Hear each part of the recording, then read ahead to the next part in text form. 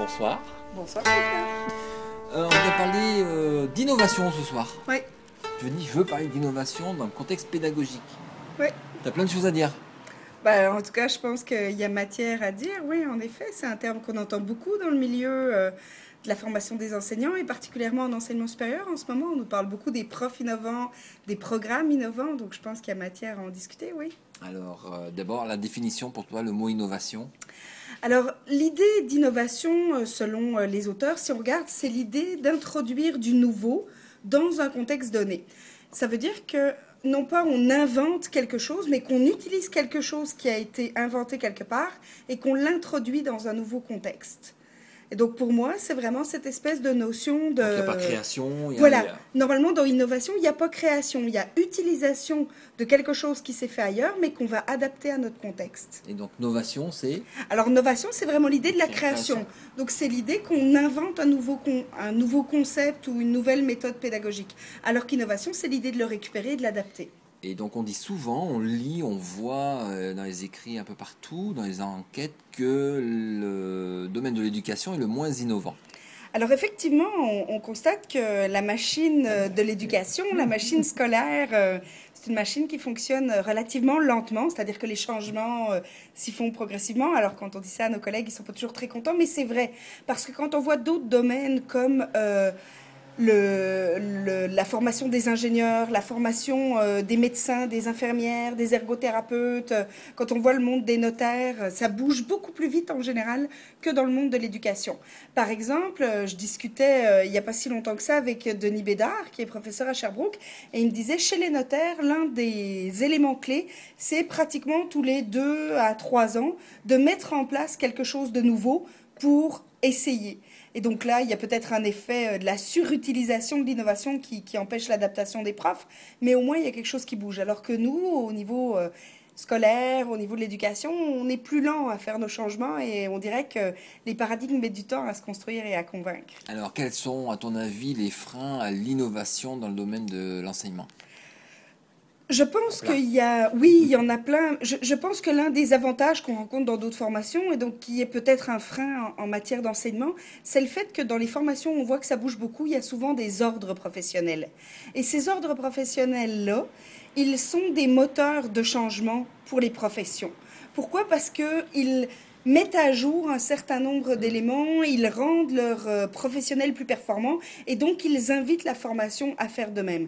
On constate qu'au niveau de l'école, c'est plutôt l'inverse, c'est-à-dire que l'école souvent amène des choses, des changements, des réformes et que la formation suit tout le temps pour rattraper la réforme, mais comme on a toujours un temps de retard, autrement dit, on est rarement à l'avant. Et donc c'est pas facile parce qu'on a aussi chez nous à l'interne, je dirais, le combat des disciplinaires versus les pédagogues et c'est pas toujours facile d'offrir un mariage qui est fonctionnel entre les deux, avec des disciplinaires qui parfois ont tendance à nous dire ben non, moi je sais comment on enseigne les sciences, puis des pédagogues qui disent oui mais il y a des façons de faire qui sont hors discipline. Et je pense que le manque parfois de discussion et d'échange entre les deux, c'est un frein à l'innovation. Alors, mais il y a aussi l'institution elle-même qui est un vrai frein. Tout à fait. Donc, on constate que pour qu'il y ait innovation, il faut qu'il y ait, je dirais, idéalement, une culture de l'innovation. Et ce n'est pas souvent le cas dans les institutions scolaires ou dans les institutions d'enseignement supérieur au niveau de l'éducation notamment. C'est plutôt des domaines où on change lentement, où les pratiques sont souvent peu innovantes. Il faut savoir que l'enseignement magistral reste la méthode la plus utilisée du niveau maternel jusqu'au niveau de l'université. Et souvent, les gens qui se retrouvent là sont passés par le magistral, ont réussi, et donc il n'y a pas de raison qui change. Moi j'ai compris comme ça, donc tout le monde comprend comme ça. C'est un peu le discours... J'ai entendu il n'y a pas longtemps, pas très loin d'ici.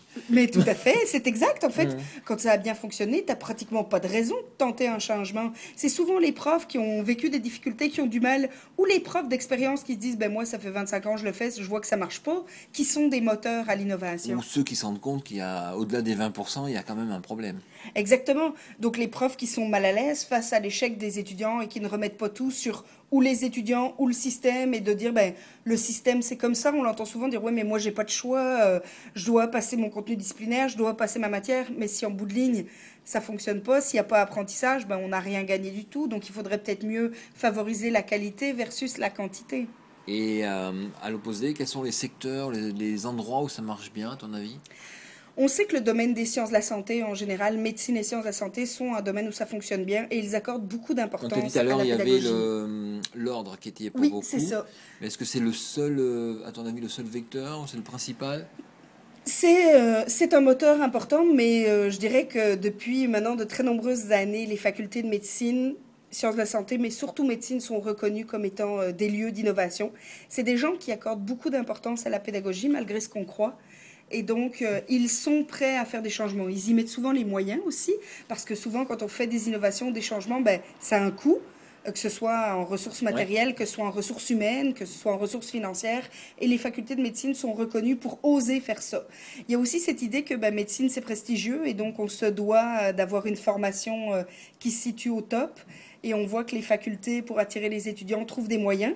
Et aujourd'hui, on en trouve, en tout cas chez nous, à Sherbrooke, l'un des moyens maintenant de promouvoir, c'est de dire, ben, on a des profs qui sont formés, on travaille avec une méthode qui est innovante, on met les étudiants rapidement en contact avec des patients, et donc, en fait, on montre nos différences par rapport aux autres Je pense qu'il y a formations. un autre facteur qui joue, c'est l'expérimentation. C'est-à-dire que les en médecine n'ont pas peur d'expérimenter. Tout à fait. Bon, on y va, puis on verra. Oui, Et alors que dans d'autres facs, on se pose trop de questions. oui, on le trouve aussi d'ailleurs dans les facultés de génie, qui sont des lieux où on voit beaucoup de changements. Les écoles d'ingénieurs sont souvent porteuses de changements. Si on prend le colloque Questions de pédagogie en enseignement supérieur, Hein. il est parti de Brest avec des écoles d'ingénieurs. Donc on voit que là, il y a des choses qui se mettent en place. Il y a des essais, il y a des gens qui se disent, bon, bah, il faut qu'on bouge, il faut qu'on forme autrement. Et c'est vrai qu'ils osent faire des choses, alors que nous, parfois, dans le domaine de l'éducation, on est un petit peu plus lent au démarrage. Je pense qu'il faut le reconnaître. Et on a le droit à l'erreur. Bah, on peut le dire, on peut des fois se planter avec des étudiants. Bon, Bien sûr. même eux, ils auront appris quelque chose. Ben oui, puis moi je pense que c'est pas parce que quand on essaye, ça marche pas à tous les coups, c'est le cas de toutes les formations. Mais si on n'essaye jamais, ben il y en aura pas de changement.